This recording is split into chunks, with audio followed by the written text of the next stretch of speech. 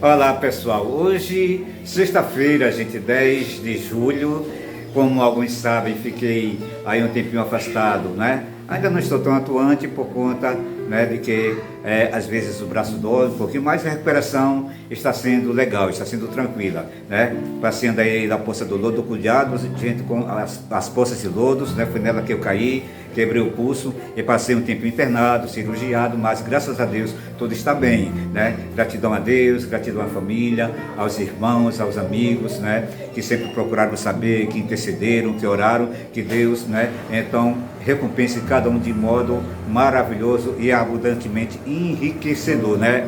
As equipes médicas, de enfermeiros, muito obrigado a todos, sem exceção, em nome de Jesus. E se você puder, fique um minuto nesse vídeo, porque eu tenho uma palavra de Deus para compartilhar com você.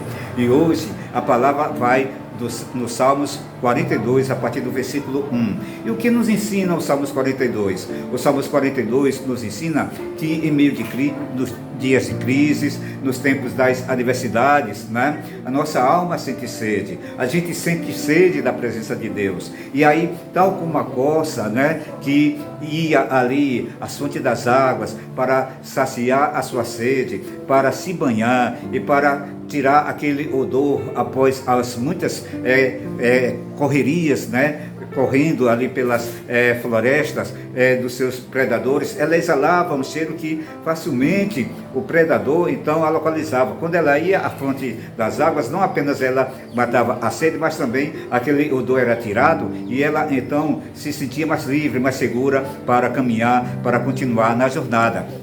Então, no primeiro plano a gente encontra isso: como suspira a costa pelas correntes das águas, assim por ti, ó Deus, suspira a minha alma tem sede do Deus vivo,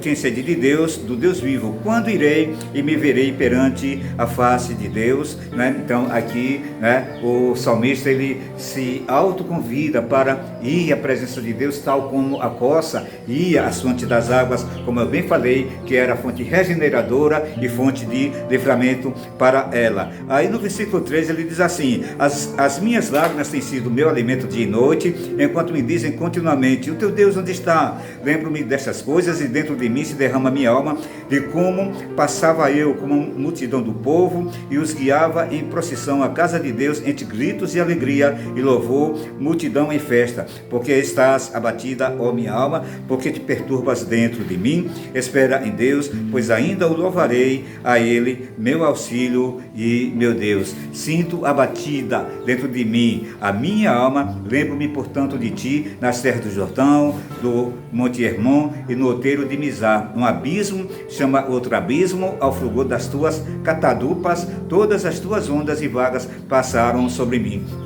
Então, aqui agora do versículo 3 até o versículo 7, o salmista, ele então conversa com a sua própria alma.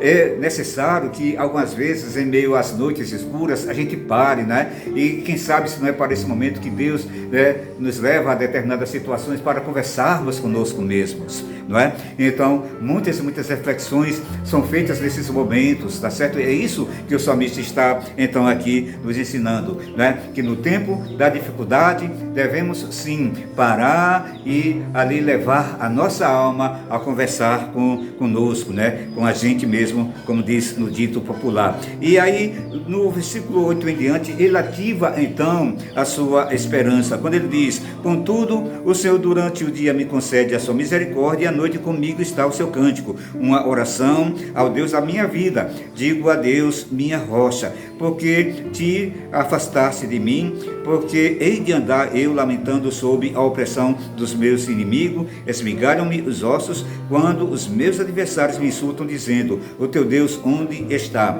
Porque estás abatida, ó minha alma, porque te perturbas dentro de mim? Espera em Deus, pois ainda o louvarei, e ele será meu auxílio e meu Deus. Então aqui Agora, o salmista, né, ele está ativando, né, aquele processo da esperança, né, e está trazendo à lembrança aquilo que Deus já fez por ele, de como Deus o livrou, de como Deus o abençoou, de como Deus fez maravilhas para ele, para a sua casa, para a sua família. Então, o momento da dificuldade não é o fim em si mesmo. Se estamos com Deus, então devemos nos convocar para conversar com Ele, devemos mesmo em meio às afrontas ali manter ativada, tá certo? A nossa confiança nele, e devemos sempre trazer a lembrança no final de tudo aquilo que Deus sempre fez por nós, entendendo que mesmo na situação presente Ele não vai nos abandonar, tá certo, gente? Então, um cheiro, fiquem todos a paz, ótimo final de semana, até o próximo vídeo.